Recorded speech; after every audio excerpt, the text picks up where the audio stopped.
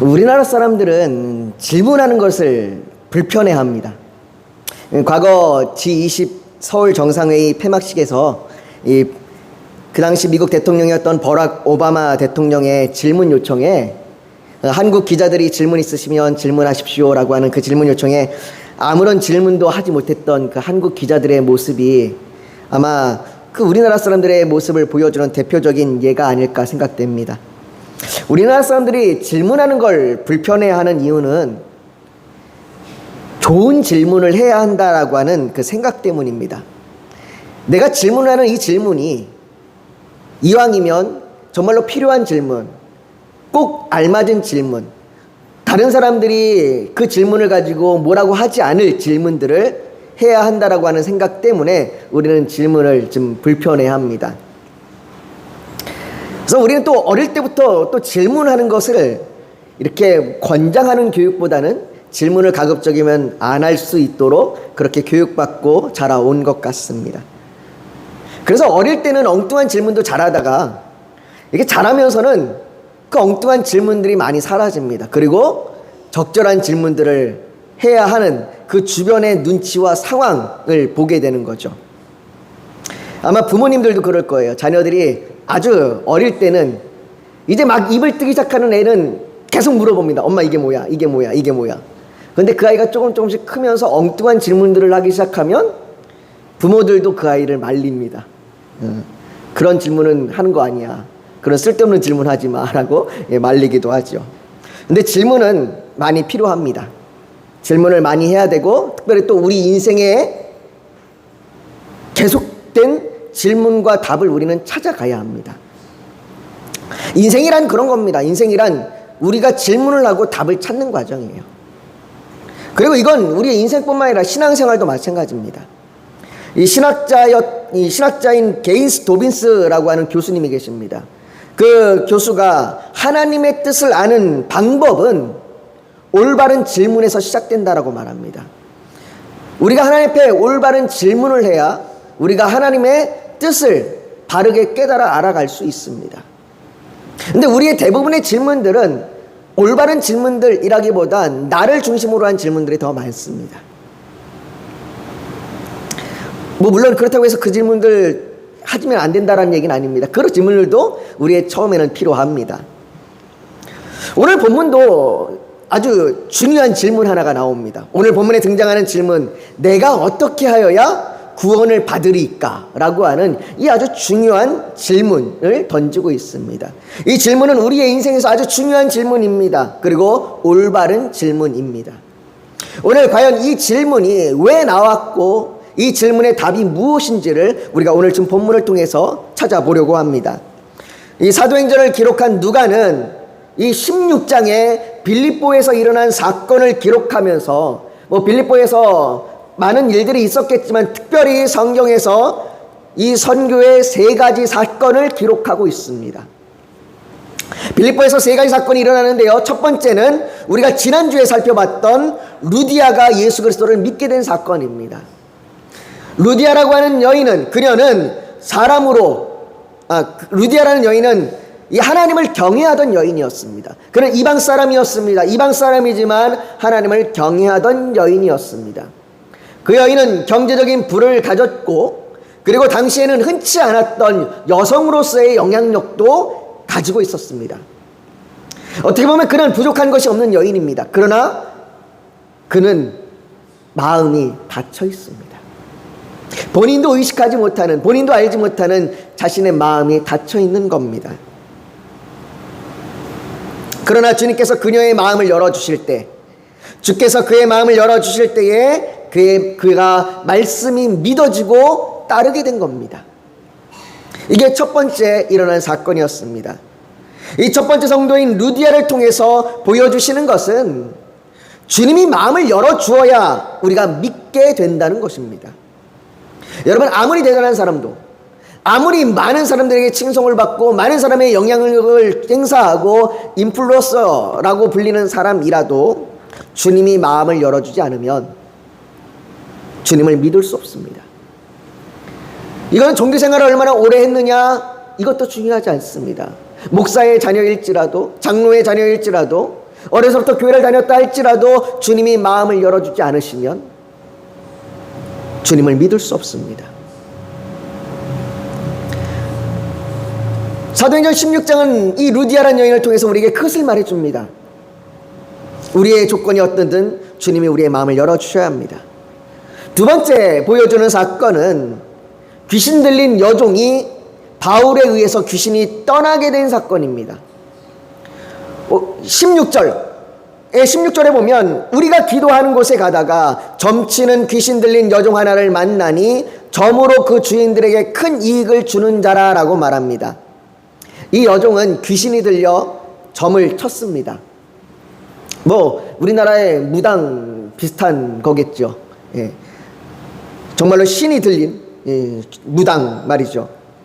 이 사람들은 그 여종이 이 당시에는 그 그리스의 아폴로신, 이 아폴로신이 불어넣어준 예지력이나 투시력을 가지고 점을 친다라고 여겼습니다.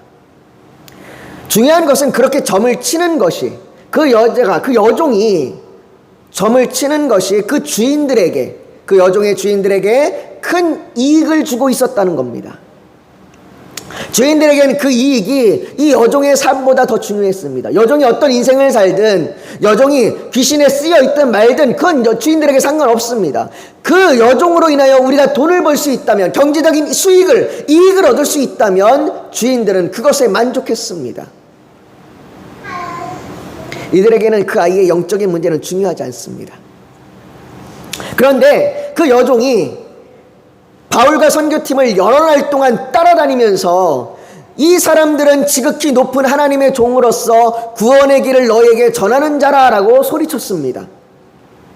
물론 이 말이 틀린 말은 아닙니다. 바울과 실라는, 바울의 선교팀은 구원의 길을 전하는 자 맞습니다.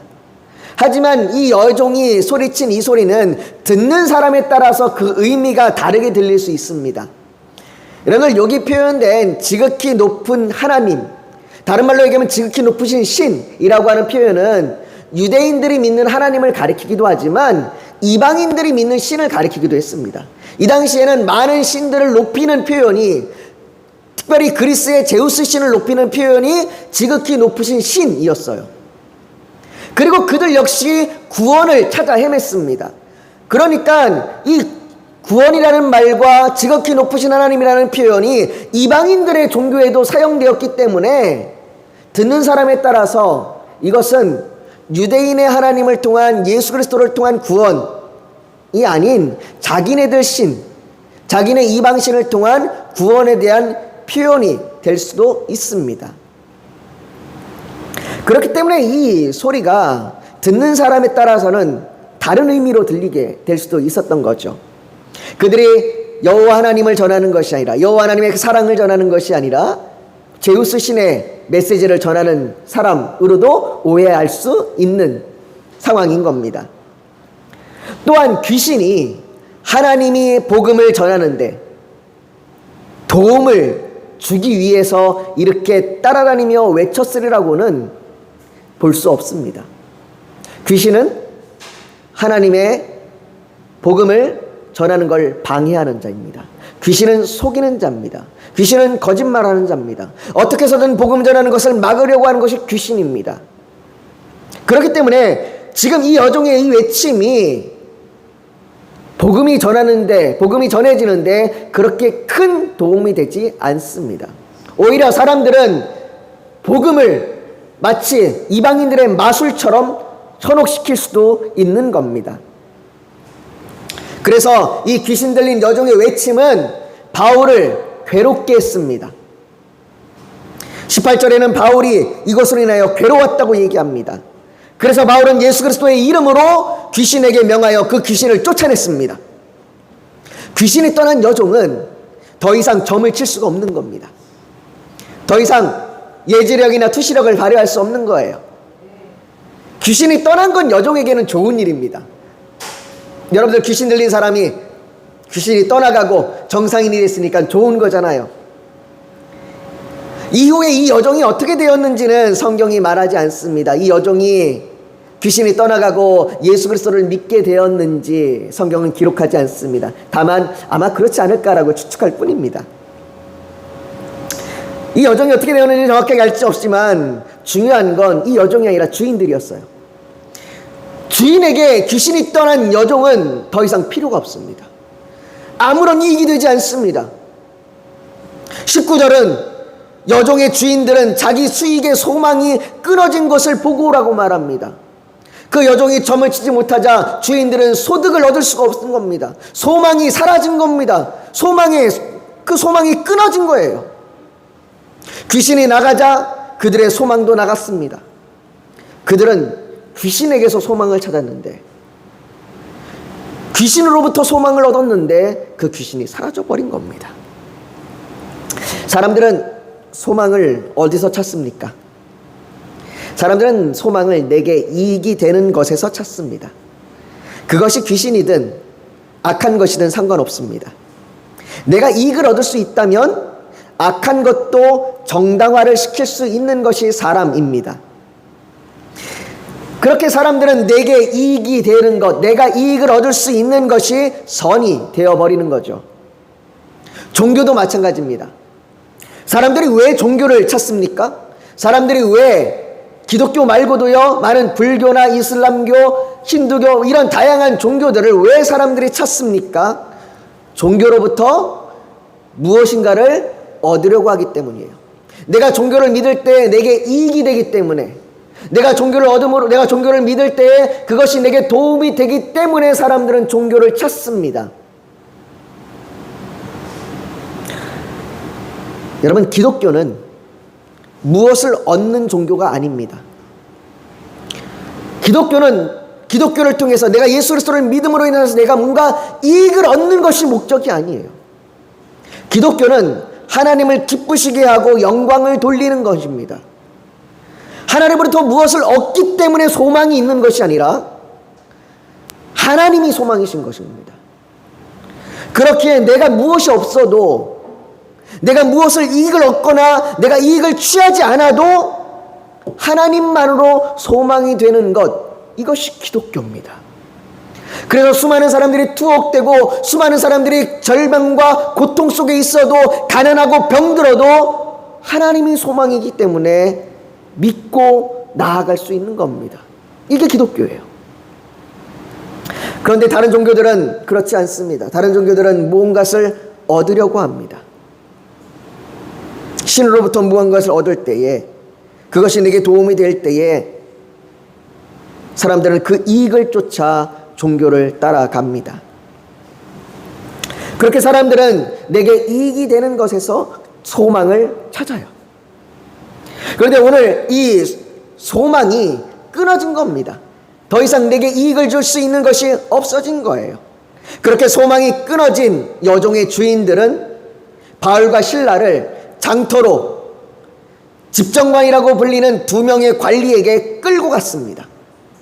여기 장터는 시장의 기능뿐 아니라 토론과 재판이 이루어지는 그런 광장 같은 곳이에요. 그곳에 끌고 갔습니다. 그곳에 끌고 가서 집정관 또는 행정관이라고 불리는 그 관리 앞에 그들을 세웁니다. 그곳에서 그들이 고발하기를 20절과 21절에 이렇게 고백합니다. 이 사람들이 유대인인데 우리 성을 심히 요란하게 하여 로마 사람인 우리가 받지도 못하고 행하지도 못할 풍습을 전한다라고 고발합니다. 이 사람들이 얼마나 교활한지 모릅니다. 이들은 자신들이 더 이상 수익을 얻지 못하는 것에 화가 난 그 본래 이유를 감춰버렸어요. 이 사람들이 우리의 수익의 근원을 뺏어갔습니다. 이 사람 때문에 더 이상 우리가 돈을 벌 수 없습니다. 이 이유는 사라져버렸어요. 그것을 감추고 있는 겁니다. 그것을 감추고는 뭐라고 얘기합니까? 이 사람들이 폭동을 일으키려고 합니다. 이 사람들이 외국의 종교를 전하려고 합니다. 라고 그렇게 고발합니다. 그렇게 고발하면서 사람들을 선동합니다.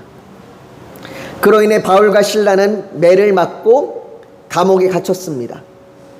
오늘 본문 24절이 그가 이러한 명령을 받아 그들을 깊은 옥에 가두고 그 발을 차고에 든든히 채웠더니 라는 이 말씀으로 그들의 상황을 이야기합니다. 그들은 감옥 가장 깊은 곳에 갇혔습니다. 칠흑같이 어두운 감옥 속에서 그들은 발이 차고에 채워서 벽에 단단히 묶여 있는 그 쇠사슬에 묶여서 옴짝달싹 못하는 그러한 상황이 되어 버린 겁니다. 그리고 이것은 세 번째 사건으로 이어집니다. 여러분, 우리가 계속해서 사도행전을 살펴봤기 때문에 바울과 실라가 빌립보에 오기까지 그 과정을 우리는 알고 있지 않습니까? 바울과 실라가 빌립보에 온 것은 하나님께서 사람의 계획, 그 바울의 계획을 막으시고 그분의 계획대로 인도하신 겁니다. 하나님의 계획에 따라 바울과 실라가 빌립보에 왔습니다. 제가 지난주에도 말씀드렸지만 하나님께서 나를 인도하심을 믿는 것, 하나님께서 나를 인도하십니다, 하나님의 계획대로 나를 이끄십니다 라고 믿는 것은 그리스도인에게 매우 중요한 겁니다. 이건 그분의 주권을 인정하는 것입니다. 바울과 실라는 그렇게 하나님의 계획과 하나님의 주권을 인정해서 마게도니아로 건너와서 빌립보에 이르렀습니다. 그런데 지금 그들은 매를 맞고 감옥에 갇혔습니다. 하나님의 계획대로 따라왔는데 그들에게 닥친 현실은 감옥입니다. 그런데 바울과 실라는 지금 감옥에 갇혔지만 이 믿음이, 하나님이 나를 인도하십니다, 하나님이 나를 향한 계획을 갖고 있습니다, 이 믿음이 흔들리지 않습니다. 우리가 오늘 아까 찬양드렸던 것처럼 궁궐이나 초막이나 그 어디나 하늘나라라고 얘기했던 것처럼 이들은 여전히 하나님의 백성으로서 그 감옥 속에 있는 겁니다. 그것을 어떻게 할 수 있습니까? 25절입니다. 우리 25절을 같이 한번 읽어볼까요? 같이 한 목소리를 읽습니다. 시작. 한밤중에 바울과 실라가 기도하고 하나님을 찬송하며 제수들이 듣더라. 그들이 어떤 기도를 드렸는지 구체적으로 알 수는 없습니다. 그러나 적어도 그들의 기도가 원망과 탄식은 아니었습니다. 하나님 어떻게, 왜 우리에게 이런 일을 주십니까? 하나님 어떻게 우리에게 이럴 수 있습니까? 라고 하는 원망이나 탄식은 아니었습니다. 하나님의 계획대로 왔는데 왜 우리가 감옥에 갇히가 되었냐고 그렇게 불만을 쏟아내는 것은 아니었습니다. 그렇게 생각할 수 있는 이유는 바울과 실라가 기도하고 찬송하는 것을 죄수들이 듣더라라고 말하고 있기 때문입니다. 여러분, 여기 사용되는 듣더라라고 하는 이 말은요, 잘 듣는다, 귀 기울여 듣는다라는 의미가 있습니다. 여러분, 죄수들이 바울과 실라가 찬양하는 소리에 마음의 위안이 되어서 잘 들었던 것일까요? 아닙니다. 마음의 위안 정도가 아니라 그들의 기도와 찬양에 경외감이 들었던 겁니다. 아마도 그들의 기도는, 바울과 실라의 기도는 시편 23편 4절과 같았을 겁니다. 시편 23편 4절에 이렇게 얘기합니다. 내가 사망의 음침한 골짜기로 다닐지라도 해를 두려워하지 않는 것은 주께서 나와 함께 하심이라. 주의 지팡이와 막대기가 나를 안위하시나이다. 바울과 실라의 기도가 이렇지 않았을까요? 그들의 찬양은 통곡으로 울부짖음이 아니라 하나님이 지키시고 보호하시며 그들을 인도하심에 감사함이었을 겁니다. 비록 감옥에 있을지라도 그들은 여전히 감사로 찬양하고 있는 겁니다.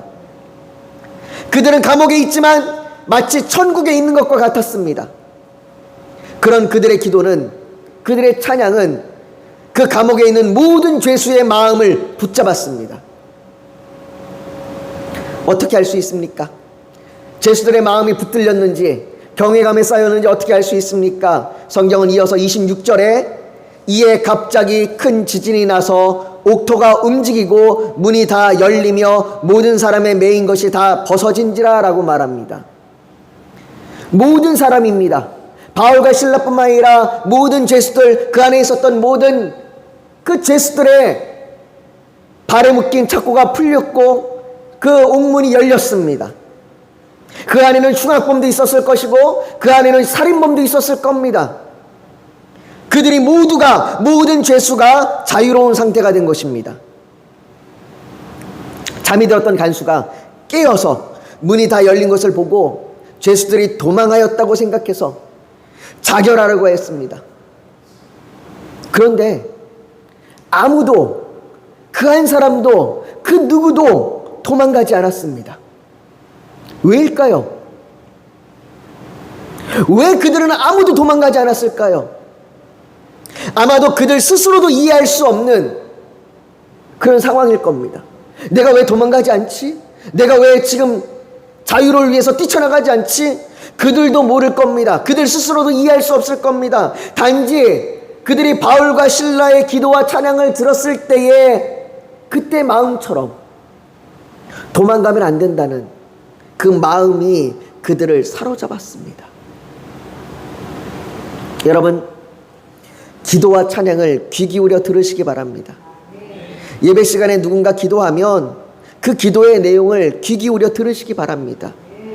그리고 그 기도에 아멘으로 그 기도가 내 기도입니다 라고 고백하십시오. 기도가 어렵다면 따라서 기도하십시오. 여러분, 서점에 가면 대표 기도하는 법, 따라하는 기도, 뭐 이런 다양한 책들이 있습니다. 그 기도들을, 그 책들을 여러분들이 사서 한번 그 기도의 그 내용, 그 책에 있는 기도의 내용들을 읽어보십시오. 여러분, 처음부터 기도를 잘하는 사람은 없습니다. 어린아이가 말을 배우는 것처럼 기도도 배우는 겁니다. 어떻게 해요? 누군가의 기도를 들으면서. 아이가 부모의 기도를 듣고 배우듯이 우리가 누군가의 기도를 듣고 따라하며 배우는 겁니다. 우리는 시편에서 그 수많은 기도들을 보고 따라할 수 있습니다. 시편의 수많은 기도가 내 기도가 되도록 그 시편에 있는 기도들을 따라서 기도하십시오. 찬양도 마찬가지입니다. 귀 기울여 들어야 내 입으로 부를 수 있습니다. 히브리서 13장 15절에는 그러므로 우리는 예수로 말미암아 항상 찬송의 제사를 하나님께 드리자라고 말합니다. 찬송의 제사를 드리자, 우리가 찬양하자, 이는 그 이름을 증언하는 입술의 열매니라라고 말합니다. 여러분들, 우리의 입술에 열매가 있기를 축복합니다. 여러분, 기도와 찬양을 잘하라는 말이 아닙니다. 잘하지 못해도 괜찮습니다. 귀 기울여 듣고 고백하십시오. 그래서 그 기도와 찬양에 내 마음이 붙들려야 합니다. 내가 드리는 기도에, 내가 드리는 찬양에, 누군가 드리는 기도와 누군가 드리는 찬양에 내 마음이 붙들려야 합니다. 그것에 내 마음이 붙들려서 오늘 이 감옥에 있는 죄수들처럼 옳은 것에 내 마음이 붙들리는 그런 사람이 되어야 합니다. 그렇다면 바울과 실라는 왜 감옥을 나가지 않았을까요? 감옥의 문이 다 열렸는데 왜 바울과 실라는 자신들도 나가지 아니하고 죄수들도 나가지 않도록 그렇게 머물러 있었을까요? 갑자기 큰 지진이 나고 모든 묶인 것이 풀리고 감옥 문이 열리면 나가라고 하는 하나님의 사인 아닐까요? 우리는 그렇게 이해할 수 있지 않을까요? 아, 하나님이 나를 내보내시려고 하는구나. 아, 하나님 나에게 자유를 주시려고 이런 일을 일으키셨구나. 여러분들, 사도행전의 베드로는 감옥에 갇혔을 때에 하나님께서 천사를 보내서 그의 착고를 풀렸고 감옥문을 열어주고 그를 끌어주면서 나오게 하지 않았습니까? 그렇게 보면 감옥이 열리는 건 나가라고 하는 사인 아닐까요? 그런데 왜 그들은 나가지 않았을까요? 그들의 소망은 감옥에서 벗어나는 것이 소망이 아니기 때문이에요. 그들의 소망은 감옥에서 벗어나 자유로워지는 것, 그것이 그들의 소망이 아닙니다. 그들에게는 감옥 안에 있느냐 밖에 있느냐 중요하지 않습니다.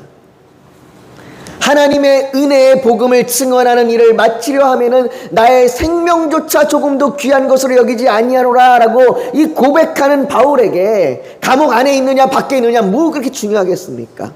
그것은 그들에게 중요하지 않습니다. 이미 바울에게는 감옥 안이나 밖이나 다 하늘나라입니다. 오히려 그의 소망은 복음을 증언하는 것입니다. 누구에게 말입니까? 누구에게 복음을 증언하는 것이에요? 지금 절망에 빠진 사람에게 말이죠. 소망이 필요한 사람에게 말입니다. 바로 간수, 그 간수 말하는 겁니다. 27절에 보면 우리 한번 27절을 같이 한번 읽어볼까요? 같이 읽습니다. 시작. 간수가 자다가 깨어 옥문들이 열린 것을 보고 죄수들이 도망한 줄 생각하고 칼을 빼어 자결하러 하거늘 옥문들이 열린 상황은 그에게 절망이었습니다. 감옥 안을 살펴볼 상황, 그 상황도 그 감옥을 안을 알아보고자 할 생각도 할 그런 정신도 없을 만큼 이 간수는 지금 정신이 없었습니다. 그저 감옥문이 열린 것을 보면서 죄수들이 도망했겠구나, 죄수들이 다 빠져나갔구나, 이 일을 내가 어떻게 하면 좋은가, 이 일을 내가 어떻게 책임질 수 있는가. 그는 이 일에 대한 책임을 져야 했습니다. 많은 경우 이 감옥의 간수들은 로마의 태역 군인들이었다고 합니다. 이 로마의 군인들은 자신의 명예가 중요해요. 그 명예를 지키기 위해서 때로는 자신의 목숨을 끊는 일도 있었습니다. 오늘 본문처럼 말이죠. 이 간수가 할 수 있는 책임은 그나마 명예를 유지할 수 있도록 자신이 자결하는 것뿐이었습니다. 그는 칼을 거꾸로 들어 자신의 목이나 심장을 겨누었습니다. 그때 바울이 크게 소리질러 이르되 내 몸을 상하지 말라, 우리가 다 여기 있노라 라고 간수를 멈추게 합니다. 간수는 절망의 끝에서 두려워 떨며 바울과 실라 앞에 엎드려 내가 어떻게 하여야 구원을 받을까 하고 그 소망의 질문을 합니다.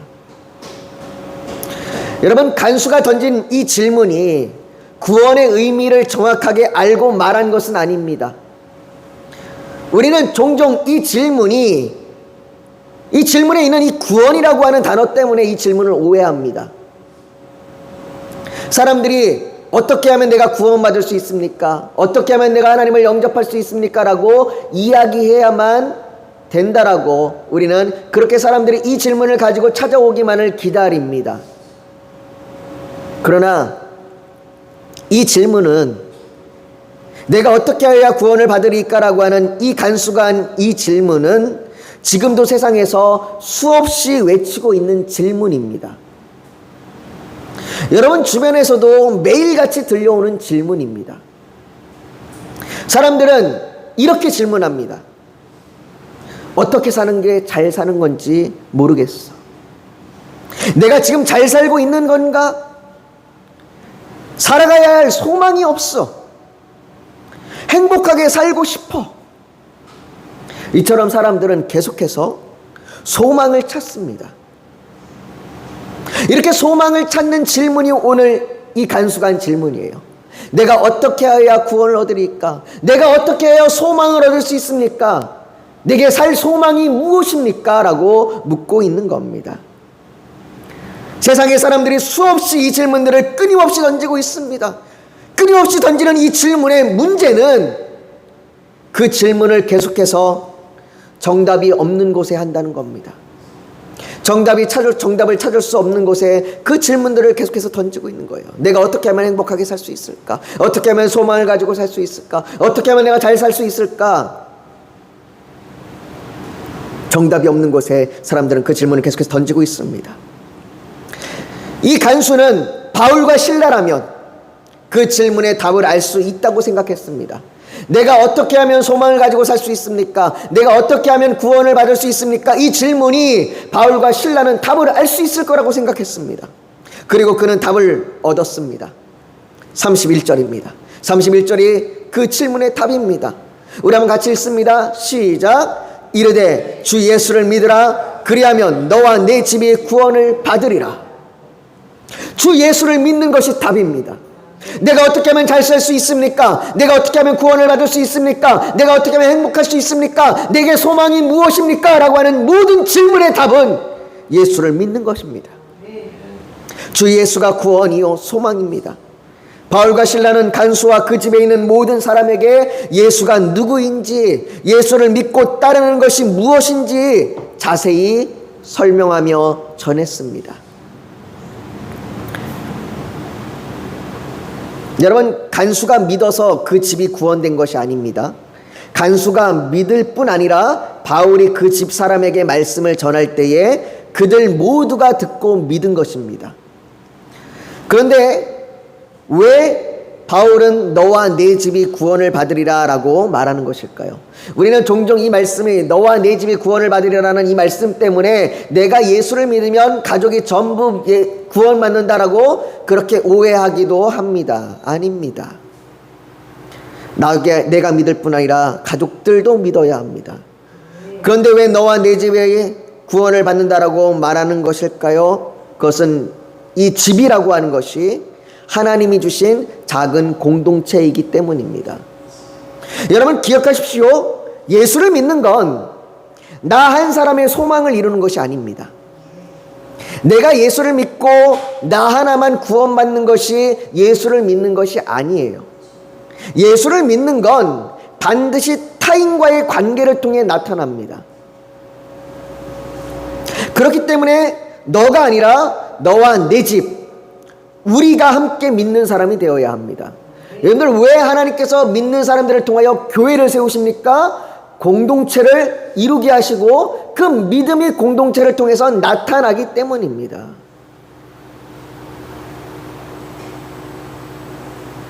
그렇게 바울의 말을 듣고 믿은 그들은 33절에 그 밤 그 시각에 간수가 그들을 데려다가 그 맞은 자리를 씻어주고 자기와 그 온 가족이 다 세례를 받은 후라고 말합니다. 크리소스토모스라고 하는 신학자가 있습니다. 이 신학자가 참 너무 멋있는 말을 했어요. 이 신학자가 이렇게 말합니다. 이 33절의 말씀을 읽고요. 그 신학자가 이렇게 얘기해요. 그는 씻어주었고 씻김을 받았다. 그는 그들의 채찍 자국을 씻어주었고 자기 죄에서 씻김을 받았다 라고 말합니다. 그렇습니다. 간수는 죄 씻김을 받았습니다. 자결의 칼 앞에 섰던 그는 자기 칼이 아니라 예수의 십자가로 죽었습니다. 절망의 때에 그가 한 소망의 질문은 그와 그의 온 집이 하나님을 믿음으로 크게 기뻐하니라 라는 이 말씀과 같이 절망이 기쁨으로 바꾸었습니다. 사랑하는 성도 여러분, 어떤 사람들은 루디아처럼 경제적인 여유와 영향력을 가지고 있고 종교에 열심을 갖기도 합니다. 또 어떤 사람들은 귀신 들린 여종의 주인들처럼 자신의 이익에 소망을 두고 살아가기도 합니다. 그러나 그들은 모두 간수와 같이 절망에 빠져 절망을 안고 살아가는 사람들입니다. 그들은 모두 질문의 모습이 다를 뿐이지 내가 어떻게 해야 구원을 받으리까 라고 하는 그 소망의 질문을 하고 있습니다. 그 소망의 질문의 유일한 답은 주 예수를 믿으라입니다. 주 예수만이 구원이고 소망이며 행복입니다. 사랑하는 성도 여러분, 하나님께서는 그 질문에 답을 주시기 위해 감옥까지 바울과 실라를 보내시고 지진을 일으키십니다. 그리고는 찾는 자의 마음의 문을 열어주셔서 깨닫게 하고 믿게 하십니다. 오늘 우리는 무엇에 소망을 두고 살아가고 있습니까? 그리스도인이라고 말하면서 예수 그리스도가 아닌 다른 것에 소망을 찾는다면 우리는 오늘 다시 내가 어떻게 해야 구원을 받으리까 라고 하는 질문을 해야 합니다. 그리고 주님께서 열어주시는 마음에 주 예수를 믿으라라고 하는 그 답을 새겨야 할 것입니다.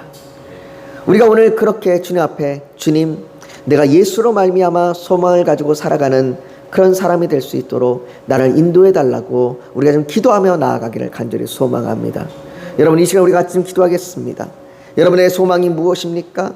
여러분들의 그 기쁨이 어디서부터 나오게 됩니까? 우리가 주님을 향하여 주님, 내가 잘 살고 있습니까? 내가 잘 사는 것이 무엇입니까? 라고 외칠 때에, 어떻게 하면 구원을 받으리까? 라고 외칠 때에 예수 그리스도, 주 예수를 믿으라라고 하는 그 답이 우리의 마음에 새겨지도록 주님 우리를 도우시고 인도해 달라고 우리 제가 잡심하여 기도하며 나아가기를 간절히 소망합니다. 같이 기도하겠습니다. 여러분 잠시 고개 숙여 더 묵상하기를 원합니다. 오늘 하나님 앞에 주님만이 나의 소망입니다. 주님만이 나의 구원입니다. 내가 그 주 예수를 믿으라라고 하는 그 소망의 말을 내 마음에 새길 수 있도록 내 마음을 열어주시옵소서. 그래서 내가 절망의 끝에서 소망의 기쁨을 얻을 수 있는 자가 되게 하여 주시옵소서. 내가 그 소망을 가지고 살아가겠습니다 결단하는 그 결단이 있다면 가슴에 손을 얹어서 하나님 앞에 표현하길 원합니다. 또 오늘 예배를 드리러 나오면서 기도의 제목 소원이 있어서 주님께 맡기기를 원하신다면 손을 포개에 얹기를 원합니다. 육신이 연약하면 연약한 곳에 믿음으로 손을 얹기를 원합니다. 오늘 하나님께서 성령으로 우리 사이를 운행하시며 우리를 만지시고 치료하여 주실 줄 믿습니다. 거룩하신 아버지 하나님, 우리의 소망이 무엇입니까? 우리의 소망이 예수 그리스도입니다. 우리가 주 예수를 믿는 것이 우리에게 소망이고 구원입니다. 아버지 하나님, 우리가 그 소망을 잃어버리지 아니하도록 그 소망이 우리의 마음판에 새겨지도록 우리의 마음을 붙드시고 인도하여 주시옵소서. 우리가 하루하루를 살아가는 날 동안에 그 주 예수를 소망하며 살아갈 수 있도록 우리의 믿음을 붙들어 주시옵소서. 그렇게 결단하고 고백하는 그 고백으로 가슴에 손을 얹었습니다. 또한 이 시간 주님 앞에 간절한 기도의 제목 소원이 있어서 주님 응답하여 주시옵소서. 이루어 주시옵소서. 하나님의 선한 뜻을 나타내 보여 주시옵소서. 고백하고 구하는 마음으로 가슴에 손을 포개에 얹었습니다. 아버지 하나님, 우리의 육신의 연약한 곳에 손을 얹었습니다. 치료하여 주시옵소서.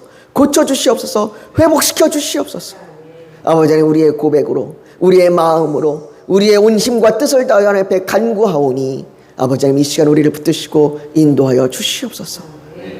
주께서 우리를 그렇게 붙드실 줄 믿습니다. 함께하여 주시고 주장하여 주시고 인도하여 주시옵소서. 예수님의 이름으로 기도하옵나이다.